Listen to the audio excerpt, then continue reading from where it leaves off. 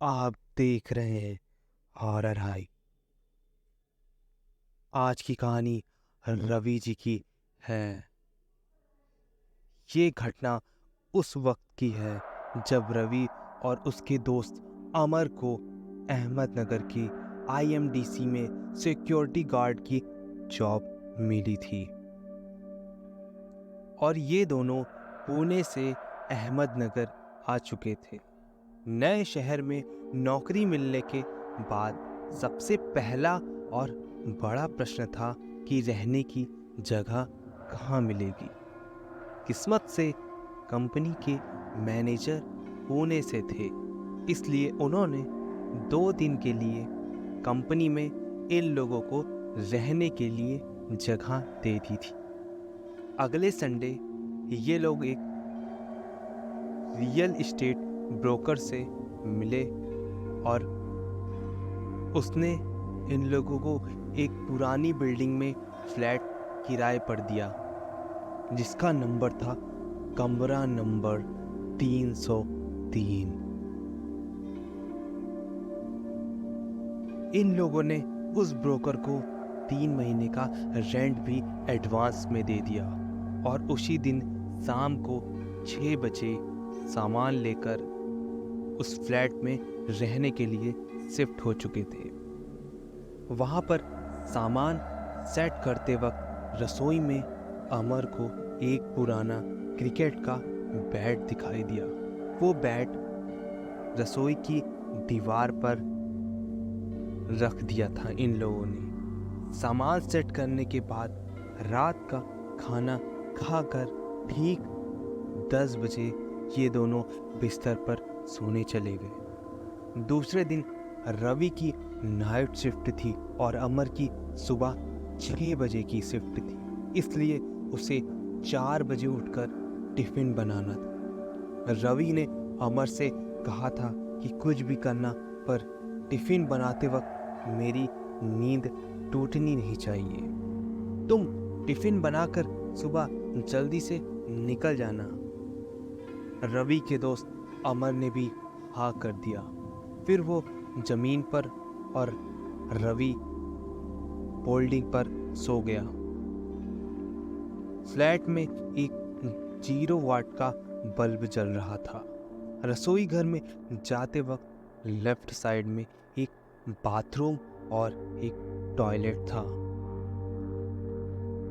और ये दोनों ठीक रसोई के दरवाजे के सामने हॉल में सोए हुए थे। रात को अचानक रवि को रसोई में से किसी के कूदने की और बर्तन और डिब्बे की खड़खड़ाने की आवाजें आने लगी और वो नींद में ही बोला, इतनी जल्दी सुबह कैसे हो गई, अभी तो सोए थे। फिर रवि ने अमर को आवाज लगाई, अमर, अरे अमर, तुम टिफिन बना रहे हो क्या? आवाज थोड़ा कम कर यार और मुझे सोने दे। उससे इतना कहकर रवि फिर से सो गया। उसके बाद फिर से उन्हीं आवाजों से रवि की आंखें फिर से खुल गई, पर वो बिस्तर में ही पड़ा रहा। उसकी नजर रसोई की तरफ थी। 0 बल्ब की रोशनी में धुंधला धुंधला सा सब कुछ दिखाई दे रहा था। उसने देखा कि कोई रसोई से निकलकर बाथरूम में घुस गया। उसे लगा शायद अमर होगा और वो उसी तरफ देखता रहा। 20 मिनट हो गए थे लेकिन वो बाथरूम से बाहर नहीं आया था। रवि को लगा शायद अमर बाथरूम में तैयार हो रहा होगा और रवि को अचानक उसी समय प्यास लगी। वो अपनी फोल्डिंग के नीचे हमेशा पानी का एक जग रखता था। वही लेने के लिए जब वो नीचे झुका तब नीचे का नजारा देखकर उसे बहुत जोरों से झटका लगा, क्योंकि अमर अभी भी जमीन पर ही सोया हुआ था।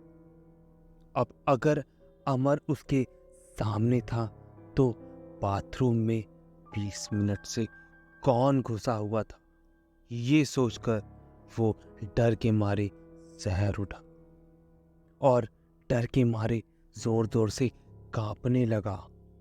उसने उठकर सबसे पहले लाइट के सारे स्विच ऑन करे और घड़ी देखी। उस वक्त ठीक रात के 1 बज रहे थे। उसके बाद रवि ने अमर को उठाने की बहुत कोशिश की, मगर अमर उठने का नाम ही नहीं ले रहा था। रवि उससे पूछ रहा था, भाई तू अभी बाथरूम में गया था क्या? और गया था तो तू बाहर कब आया? अमर नींद में ही आंखें मलते हुए बोला, नहीं नहीं, मैं कहीं नहीं गया था। मेरी नींद तो अभी अभी तुमने तोड़ी है। तब मैंने जो देखा उसको सब बता दिया। फिर रवि और अमर इन दोनों ने मिलकर पूरा घर छान मारा, पर इन्हें कुछ भी नहीं दिखाई दे रहा था। बाद में अमर ने बोला कि रवि, तुझे शायद कोई वहम हुआ होगा। खुद भी सो जा और मुझे भी सो जाने दे। कल सुबह मुझे काम पर जाना है। उसके बाद जो हुआ, रवि भी उसे वहम मानकर सो गया था। अगले दिन सुबह सुबह पुणे से हमारा एक गणेश नाम का एक दोस्त सरकारी बैंक का एग्जाम देने के लिए आया था, क्योंकि उसे अहमदनगर का ही एग्जाम सेंटर मिला हुआ था और वो इन दोनों के साथ ही रुक गया। उस दिन रवि को नाइट शिफ्ट में काम करना था। ये तीनों रात का खाना उस दिन होटल में खाए और वहीं से ड्यूटी पर रवि चला गया और वो दोनों अमर और गणेश अगली सुबह रवि घर पर लौटा तब अमर और गणेश घर का सामान बांधकर तैयार बैठे थे। वे दोनों बेहद डरे हुए लग रहे थे। रवि ने उन दोनों से पूछा कि ये सामान क्यों बांध रखा है? अमर बोला, रवि, तुझे कल रात कोई भी वहम नहीं हुआ था। ये घर में सच में बहुत भूत आया है और रात को 11 बजे आकर हम सीधा बिस्तर पर सोने चले गए थे। मैं खटिए पर सोया था और गणेश नीचे जमीन पर सोया था। रात को मुझे बर्तन और गैस के ऑन और ऑफ होने की आवाज जोर जोर से आने लगी, पर मैं नींद में होने की वजह से उस पर ध्यान नहीं दे रहा था और मैं सोता रहा। मुझे लगा कि गणेश रात को एग्जाम्स की तैयारी कर रहा होगा और नींद भगाने के लिए कॉफी बना रहा हो। लेकिन कुछ समय बाद ही नींद में किसी ने मुझे जबरदस्त एक घंटाप मारा और नींद में ही गणेश के बाल नोचकर उसका सिर जमीन पर पटक दिया। हम दोनों हड़बड़ा के उठ के बैठ गए। तब हमें जीरो बल्ब की रोशनी में किसी बच्चे की काली परछाई दिखाई दी। वो बच्चा जोर जोर से हंस रहा था और उसकी आंखें बिल्कुल सफेद हो चुकी थी और उसके मुंह से खून टपक रहा था। वो हमसे पूछ रहा था, क्या तुम दोनों मेरे साथ क्रिकेट खेलोगे? बोलो ना, खेलोगे क्या? हम दोनों डर से थर थर कांप रहे थे, पर हम कुछ बोले या चिल्लाएं इससे पहले ही वो लड़का हमारे सामने तेजी से रसोई घर में जाकर वो क्रिकेट का बैट ले आया जो हमें मिला था और उसके बाद वो बाथरूम में घुस गया और देखो अभी तक बाहर नहीं निकला है। उसी के डर से हम रात भर से सो नहीं पाए हैं और रात भर हमने हनुमान चालीसा का पाठ किया है और अब सामान पैक करके बैठे हुए हैं। ये सब सुनने के बाद हमने रसोई में रखे हुए बर्तन और गैस वैसे ही छोड़ दिया और हॉल में जो सामान था वो सब लेकर कंपनी में चले गए।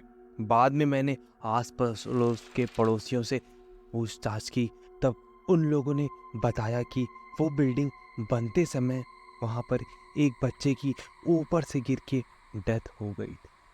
अभी तक उस बच्चे की आत्मा शायद वहीं भटक रही है। कभी कभी वो बच्चा आसपास और बिल्डिंग वालों को दिखता भी है और कभी कभी उसे देखने वालों को अपने साथ क्रिकेट खेलने को कहता है। तो ये थी कहानी बुतहा फ्लैट नंबर 303 की, जो कि बिल्कुल सच्ची घटना पर आधारित थी। दोस्तों, कभी कभी जिन आदमियों की या बच्चों की या किसी भी इंसान की जब अकाल मृत्यु हो जाती है तो उसके बाद उनकी आत्मा को मुक्ति नहीं मिलती है और उनकी आत्मा बहुत जगहों पर भटकती रहती है।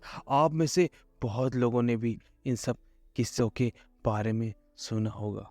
तो मिलते हैं कल एक नई कहानी के साथ। तब तक आप सभी का दिन शुभ हो। चैनल को सब्सक्राइब करके जाइएगा। और हाँ दोस्तों, मैं आप लोगों के लिए एक क्राइम से रिलेटेड सीरीज सुनने जा रहा हूँ, जिसमें आपको बेहद इंटरेस्ट आएगा, जिसमें आपको बहुत ज़्यादा सस्पेंस मिलेगा डर के साथ साथ।